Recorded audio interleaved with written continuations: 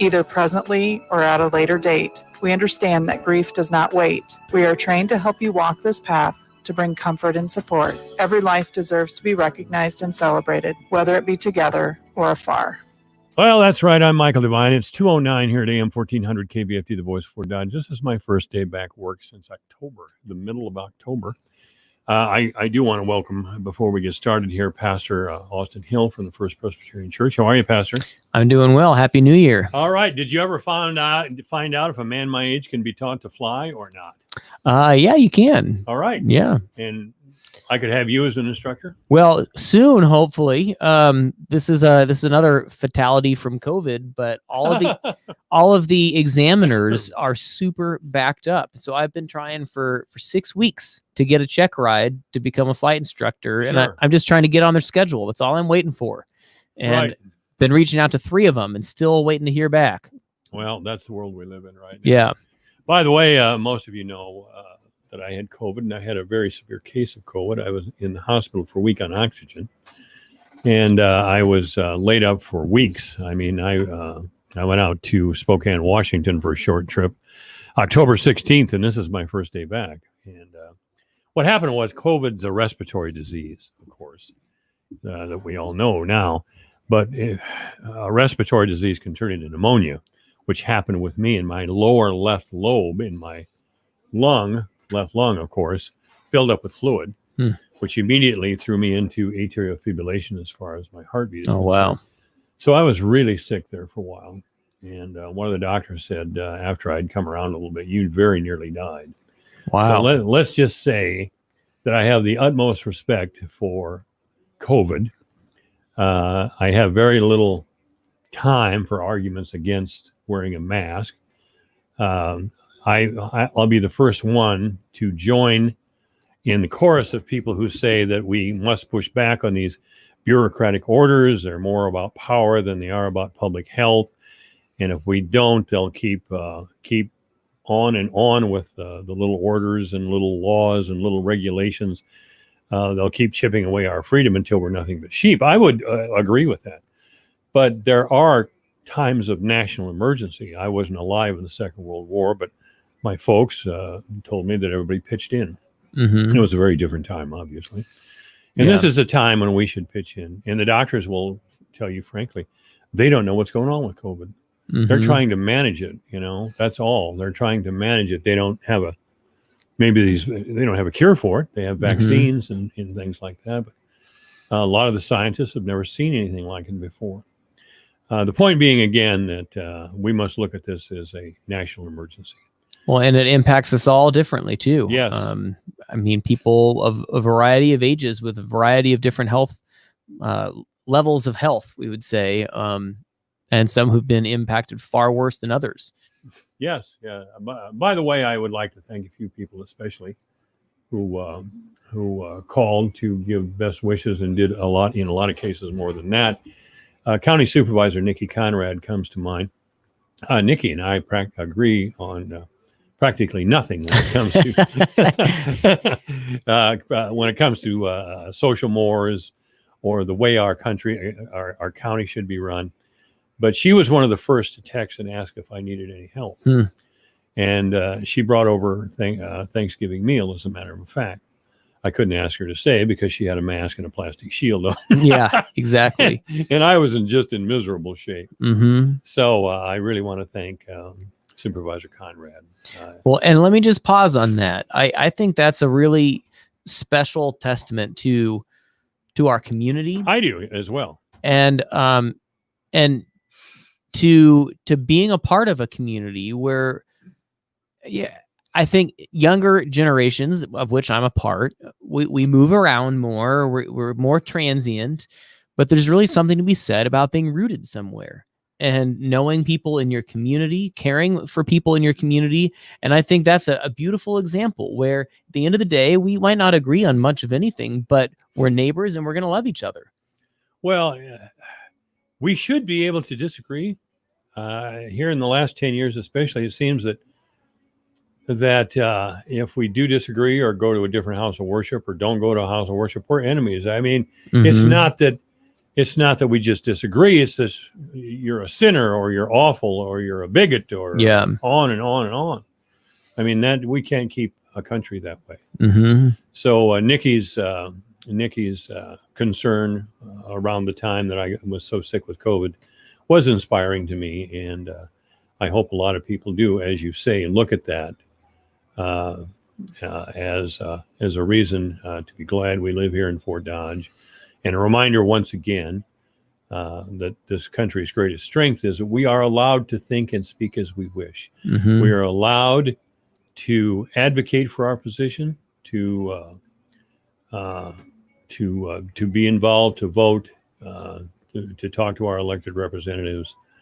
That's the greatest freedom we have, the freedom of speech and thought. I say this, and I'm segueing. The people behind this didn't know I was sick at the time, because this happened just about the time I went to the hospital. But one of our elected officials sent me a petition, forwarded to me, a petition of some people who were trying to get other elected officials never to appear on this program, because apparently I'm not going in the way they think I should go. Now that's a very nebulous phrase, isn't it? What does that I'm mean? not going in. I'm just going to the bathroom. Is that what you're talking about? I don't know. But it seemed to be a sly way of doing two things. Maybe implying that I had ideas that were tainted by bigotry, or tainted by sexism, or tainted by God knows what, and also that the way I choose to think and speak shouldn't be heard. There is an effort underway to use this, and it's shocking that it's been so effective. People have been fired from their jobs because they gave money to a cause they believed in. Now, the cause may be anti-abortion, but to be anti-abortion is perfectly legitimate. I may not agree with it. There are people who do not agree with recent laws in the last 10 years that have legalized homosexual conduct and put it into the mainstream. They have a right to speak. Those aren't popular ideas right now. But if we start stomping on unpopular ideas, we're no longer Americans. And these people, I think they're out of Ward 2, most of them. These people are advocating for something really dangerous. Maybe they think they're noble for trying to suppress the speech of myself and others who think like me, but they're not. Well, and I think it can be difficult because our Christian faith calls us to love our neighbor as ourselves. That's right. And to reach out to the least of these, going back to Matthew 25, whatever you did, even to the least of these, you did unto me, that famous line from Jesus. Yes. So I think all of that matters. I think the way that we talk matters very much so. Now, at the same time, to your point earlier, one of the beauties of being in a free society is that even if people aren't going to be loving, they have the freedom to be unloving. Now, that doesn't mean we have to listen to them or subject ourselves to them or promote them. But if they feel called to speak a particular way, and if we don't think that way is loving, I don't think we should necessarily be censoring them.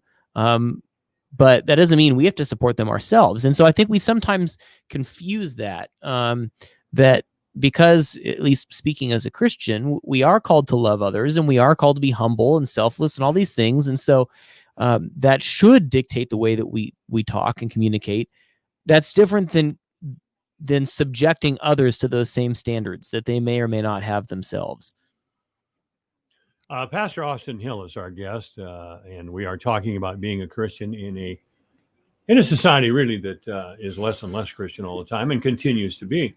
Let me say, first of all, you can go to my Facebook page, and that's AM 1400 KVFD or alphamedia.com, and you can see Pastor Hill and I on something called StreamYard. And I see a couple of people already have picked up on that, and they are free. There's a comment section on StreamYard, so if you would like to join our conversation, you can certainly join there or anywhere that you would like to and ask a question or add your own 2 cents to the conversation, so to speak. You'll notice that Pastor Hill has grown his hair a little bit longer. Yeah. I thought, is this some attempt to get younger people into the church? Or It's you're my- looking kind of late 60s there. It's my COVID cut. I cut. have not cut it since everything sort of went on lockdown back in March. And so I've had to discover a hair dryer in the morning. When I don't blow dry my hair, it gets all crazy and curly and out there. So it's a challenge I never thought I'd have to deal with in my 30s or here in 2020 or now 2021. Well, again, and I want you to do this by all means. Go to my Facebook page, go to alphamedia.com, and check out the video that's there and join the conversation between Pastor Hill and myself. You know, I really, and I wanted to get back to this free speech thing here just a little bit. The idea really is that some of our founders were Christian men, Mm-hmm. and they really believed that they should answer to God first, and they believed that they should extend that to every citizen of the United States. Yeah. That the government was just a man-made construct. Well, and I think it goes back to this understanding of the fallibility of men and women, and that if we give ultimate power to governments will at some point let us down. And so we ultimately need to place our allegiance before God. And that doesn't mean we don't have a functioning society with rules and all of that. But when we try to compel morality through governmental action, that can get problematic very quickly, because at best you get people who are doing things because they're avoiding a consequence. And then at worst you can get tyranny, because whoever is in power gets to decide what the moral standard is at that point. And I think a bedrock of democracy is allowing the voice of dissent a space to be heard. It doesn't have to be valued or promoted or agreed with, but to still have the freedom to offer that voice of dissent. And I think that's some of what we're seeing right now, is that in these conversations, especially around issues of justice, which I think are important, needed conversations, there's a sense that if someone doesn't agree with me, then they're on the wrong side of history, they're on the wrong side of morality, and do whatever it takes to silence that person. And that's where I think we end up going too far. Well, certainly those in the majority have a right to speak. Yeah. To say why their ideas and explain why their ideas are the reason for the success of this country, and the reason we should stay the course. Mm-hmm. And those that want to assign bigotry to every single argument are false people. Mm-hmm. That's just a way to condemn and move on without ever offering a counter argument. Without having to actually deal with the content of what has been promoted by that person. That's exactly right. So what I've seen, and we have people down, and I've been following this nonsense down in Des Moines City Council meetings. There's people showing up and accusing the Des Moines Chief of Police of outrageous things, of being a Nazi, and Des Moines is a police state. Des Moines.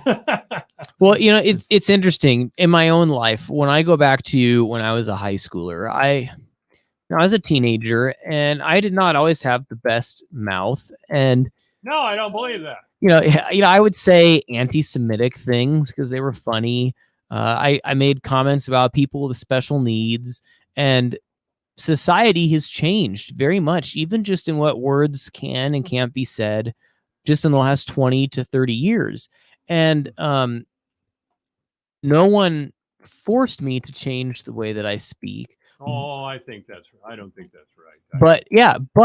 But what I saw, because people did speak up and show me, was I could see the hurt that I was causing with the language that I was using. And so I took it upon myself to be more considerate with the language that I used. So I do think there's a space for having difficult conversation about the language that we use and about what's appropriate or what is edifying, what builds people up, what tears people down. I think that's all good and necessary, but it becomes different when you quote, cancel people because of language that has been used or not. I think that's when it gets to a different level. Well, there was and this happens every now and then. Rachel Dolezal, I think, out in Spokane, Washington, is perhaps the most famous incident of this, where she actually convinced herself and several others that she was actually a black woman. But she wasn't. She didn't have an ounce of African-American blood in her. Yeah. But she was an African-American studies professor at Eastern Washington University in Spokane. Now, one of my best friend's wife was a professor at Eastern Washington. And I asked her about Rachel Dolezal, and she said, Rachel, or whatever, whoever she was, absolutely had utter contempt for anybody who wasn't down with the BLM agenda and wouldn't sit in rapt attention as to what she was saying because she was authorized by her blackness. None of it was true. None of it was true. From what I understand, her name is no longer Rachel Dolezal. It's an African name, which I'm not even going to give her the time to look it up because she obviously is still very confused. There was a woman at George Washington University, Jessica Krug, a professor at George Washington University, who she was a historian of politics, ideas, and cultural practices in Africa and the African diaspora. Now, she doesn't really look like an African-American woman to me, but she has claimed to be an African-American woman or predominantly an African-American woman. She has said that I have built my life on a violent anti-black lie. And the violent anti-black lie is she's a white woman. And she has appeared in public at New York City Council meetings, threatening them in a overly affected African-American voice. All of it was a lie, but she was effective in some ways and very well known when it came to the diaspora of African and Caribbean people. Because of her studies and because she was a PhD. Yeah, the woman was crazy, really. But she blames childhood trauma, of course. You see, she was a victim. That must be the highest on the roster when it comes to a certain group of people. The best thing you can ever do is be a victim. Wow. I don't know what to say to these things. Well, I mean, I don't know if there really is anything you can say. I mean, in some sense, it feels like more and more there are different segments within our society that just, it's almost like they're speaking different languages or like they're coming from completely different planets from one another. And frankly, I'm sometimes a little discouraged, even just thinking about how we will repair some of the divides in thinking that are within us. And I think sometimes, unless you actually have real interaction and relationship with people, which takes time and is messy and doesn't really have any sort of guaranteed outcomes, it's almost impossible to change people's minds on different things, on whatever the topic is. Well, Bill Maher, who has a show on HBO, he's an outspoken liberal, but he has spoken out against white guilt for quite some time, and it's really annoying to me. Bill Maher has said, and he's directed it to white people, you cannot be more offended than the real victims of racism. And that's what Rachel Dolezal and Jessica Krug and several others seem to be doing. They're more outraged about racism than those who are actually oppressed. I mean, if you got a PhD, somebody probably helped you along the line somewhere. And you probably had some pretty serious comfort of your own. I mean, to have that level of education implies some level of means and resources and privilege just in the first place. Privilege in the first place, that's 100% right. But the woods are full of them. And Maher never fails to spotlight them. They're usually actresses, Hollywood actresses, who put out tweets that they hate themselves for being white. Yeah. What kind of reason is that to hate yourself? It's insane. I don't have any idea what these people are talking about. Anyway, Pastor, who's a doctor himself here, Dr. Austin Hill is our guest. We'll be back.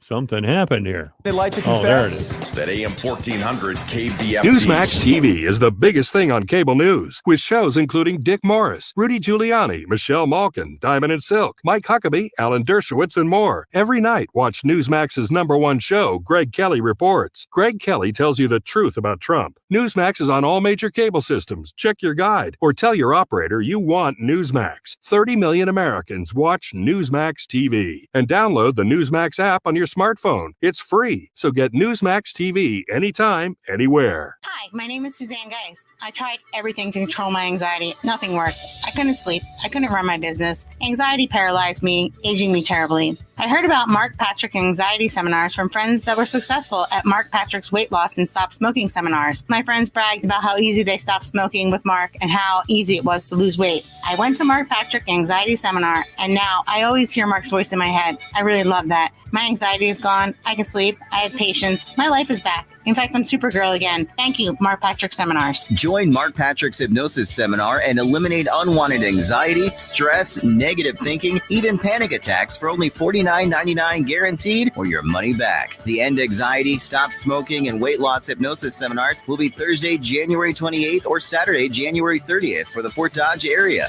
Due to coronavirus, the seminars will now be online live with America's hypnotist, Mark Patrick, in the comfort and safety of your living room. Register now at markpatrickseminars.com.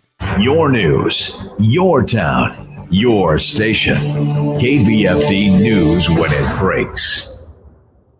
With your KVFD News update, I'm Rob Jones. On Sunday, Randy Feenstra was sworn in as the next representative for Iowa's 4th Congressional District. Upon being sworn in, Feenstra said, quote, "I'm truly humbled that Iowans in the 4th District elected me to represent them in the halls of Congress, and I will work relentlessly to make sure they have a seat at the table when making decisions that affect our farmers and main streets. I look forward to working with my colleagues in Iowa and throughout the country on delivering conservative solutions that will create a booming economy for taxpayers and allow our rural communities to grow and thrive," end quote. Feenstra is a Republican from Hull who defeated incumbent Steve King in the primary back in June for the Republican nomination and then defeated Democratic nominee J.D. Scholten. Prior to becoming the 4th District Congressman, Feenstra served as an Iowa State Senator. A Webster County man was one of 4 people injured in a 2-vehicle accident in Carroll County over the weekend. The accident occurred shortly before 1 p.m. Saturday on 170th Street in Carroll. According to the Iowa State Patrol, the 4 injured were 26-year-old Fort Dodge resident Tyler Mattingly, 22-year-old Aubrey Roper of Peyton, 25-year-old Jacob Lawler of Wall Lake, and 21-year-old Denver, Colorado resident Jordan Downs. The accident report says that Mattingly was driving westbound on 170th Street when his car crossed into the eastbound lane and collided with a truck being driven by Lanesboro resident Brandon Kramer. According to the accident report, all 4 of those injured in the crash were transported to the hospital. The condition of the 4 injured was unknown as of the time of this report, and the crash remains under investigation. A local law enforcement officer has hung up his badge after over 3 decades of service. Retirement has now gone in effect for Chief Deputy Rod Strait of the Webster County Sheriff's Office. Strait started his career with the Fort Dodge PD in 1988 as a rookie on the